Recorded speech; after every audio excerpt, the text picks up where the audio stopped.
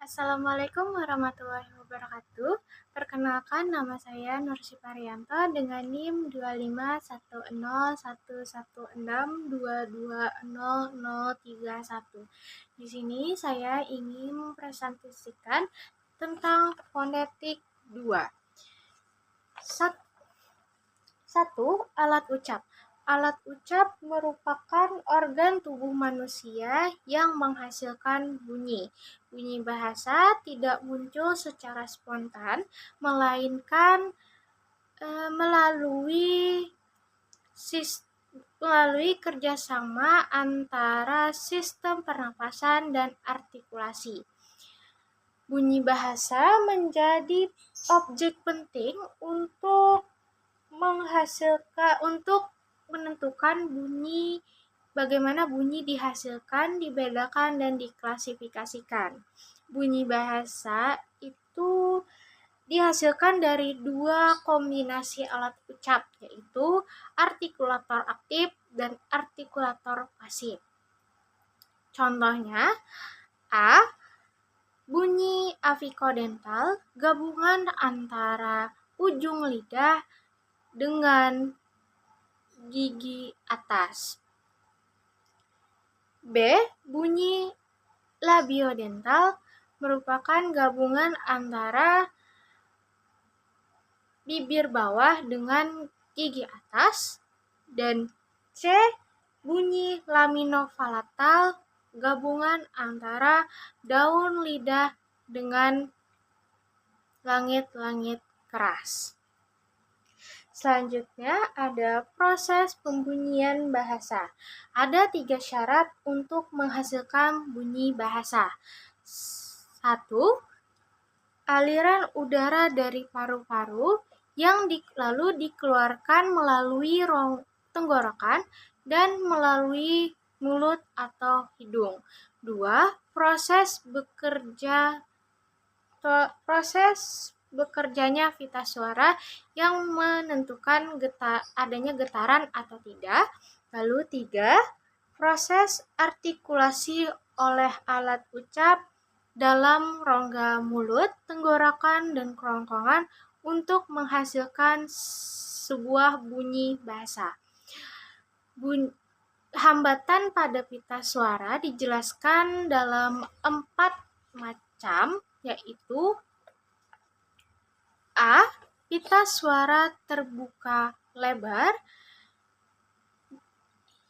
tidak adanya getaran apapun sehingga tidak menghasilkan bunyi bahasa.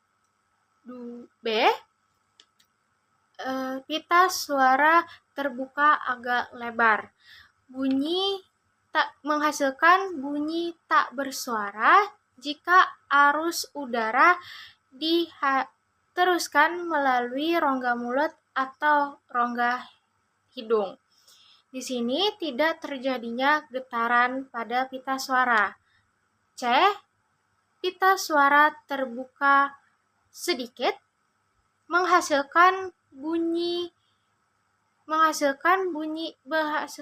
bersuara jika arus udara melalui rongga mulut atau rongga hidung. Di sini terjadinya getaran pada pita suara saat arus udara melewatinya. Terakhir, D. Pita suara tertutup rapat, menghasilkan bunyi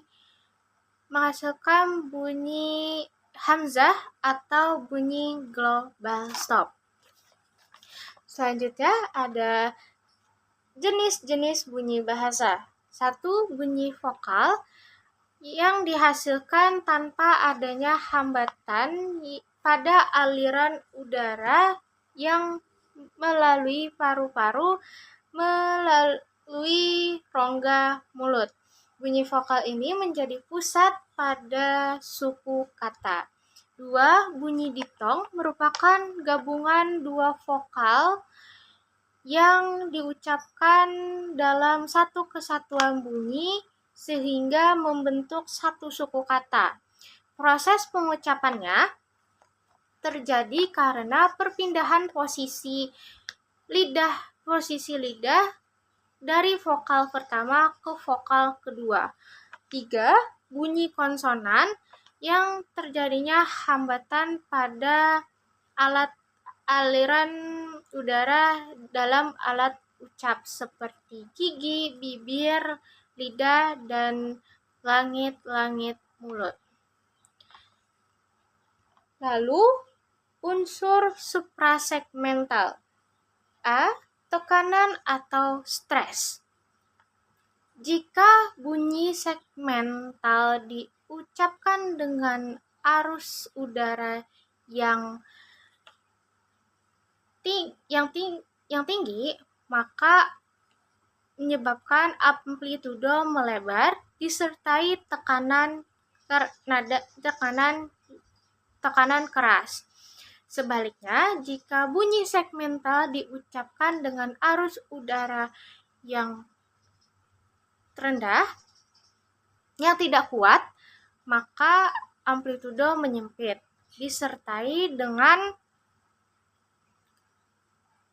tekanan lunak. B. Nada atau pitch.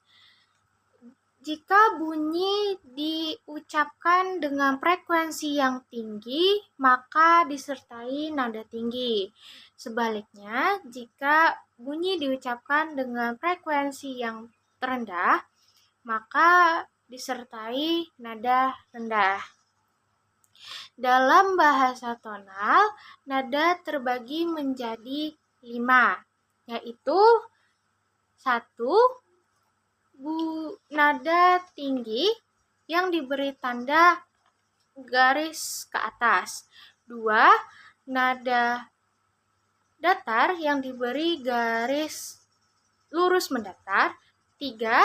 Nada turun yang diberi garis menurun. 4. Nada turun naik, yaitu nada merendah lalu meninggi. 5. Nada naik turun, yaitu nada meninggi lalu merendah. Nada yang menyertai bunyi segmental disebut intonasi, yang dibagi dalam 4 macam, yaitu bunyi nada yang paling tinggi diberi tanda angka 4, nada tinggi diberi tanda angka 3,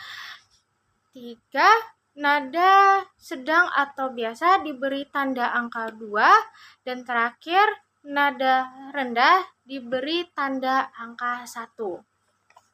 Selanjutnya, jeda atau persendian.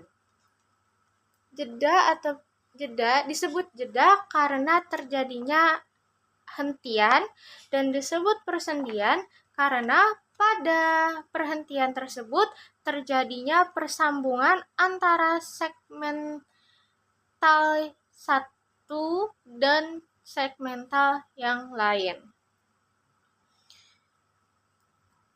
Sendi dalam menunjukkan batas segmen silabel satu dengan silabel yang lain yang diberi tanda tambah. Contohnya, am tambah bil, lam tambah pu, pe tambah lak tambah sa, lam tambah na.